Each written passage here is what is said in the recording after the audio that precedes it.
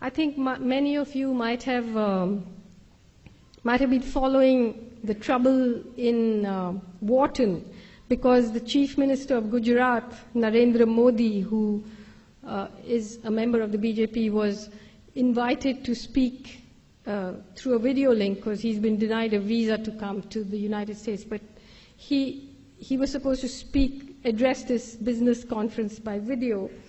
And some professors ran a campaign against, petitioned the university to disinvite him, and he was disinvited. And now there's a campaign for the free speech of Narendra Modi. But I just want to tell you who this man is. He was a member of an organization called the RSS, which is the Rashtriya Swayamsevak Sangh, which was set up in 1927, inspired by the fascists in Italy, inspired by Mussolini. One of their greatest heroes is Adolf Hitler. They very openly praise Adolf Hitler, and I'll read you some of the things that their books say. In 2002, when Modi was the chief minister, a train full of pilgrims coming back from the destruction of this Ayodhya mosque, which was disputed, the train caught fire. Nobody knows who set fire to the train, and 57 pilgrims were burnt. In reaction to that, under his watch, right-wing Hindu mobs went crazy in Gujarat. They burnt and killed and raped, and something like between 1,000 and 2,000 Muslims were massacred openly on the streets of Gujarat. 100,000 people were driven from their homes. The people who did the killing were helped by the police. There was a member of the Legislative Assembly called Ehsan Jafri, who had the temerity to stand against Modi in the elections. His house was surrounded by a mob of 20,000 people.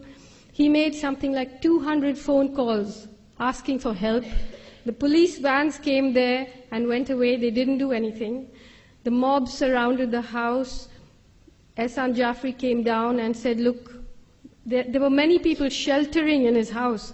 He came down and he said, look, do what you like to me, but let the women be, let the people who are taking shelter in my place be. They cut off his arms, they cut off his legs, they dragged his body around the place, and then they killed all the people there. They raped the women and they burnt them alive. So, and Modi said, well, if there's an action, there'll be a reaction. And this man is now the front runner to be the Prime Minister of India. And I just want to read you some of the things that the organization to which he belongs say. These are some excerpts from a book called We or Our Nationhood Defined by M.S. Golwalkar, who succeeded Dr. Hedgewar as head of the RSS in 1940. Ever since that evil day when Muslims first landed in Hindustan, right up to the present moment, the Hindu nation has been gallantly fighting on to take on these despoilers. The race spirit has been awakening. In Hindustan, the land of Hindus, lives and should live the Hindu nation. All others are traitors and enemies to the national cause, or, to take a charitable view, idiots. The foreign races in Hindustan may stay in the country, wholly subordinate to the Hindu nation, claiming nothing, deserving no privileges, far less any preferential treatment, not even citizens' rights. To keep up the purity of its race and culture, Germany shocked the world by her purging the country of the Semitic races, the Jews. Race pride at its highest has been manifested here, a good lesson for us in Hindustan to learn and profit by. By the year 2000, the RSS had more than 60,000 branches and an army of more than 4 million volunteers preaching its doctrine across India.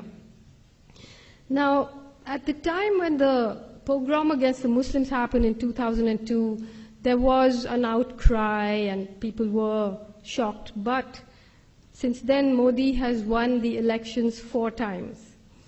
And now he has become the most favorite candidate of India's greatest corporations because he's bringing in a lot of private investment. So if you bring in the money, then a little killing, a little raping, overseeing all of that is not such a bad thing. So you have a situation where this kind of open, I mean, we call them fascists because they call themselves fascists. Meaning they, in their books, admire the fascists.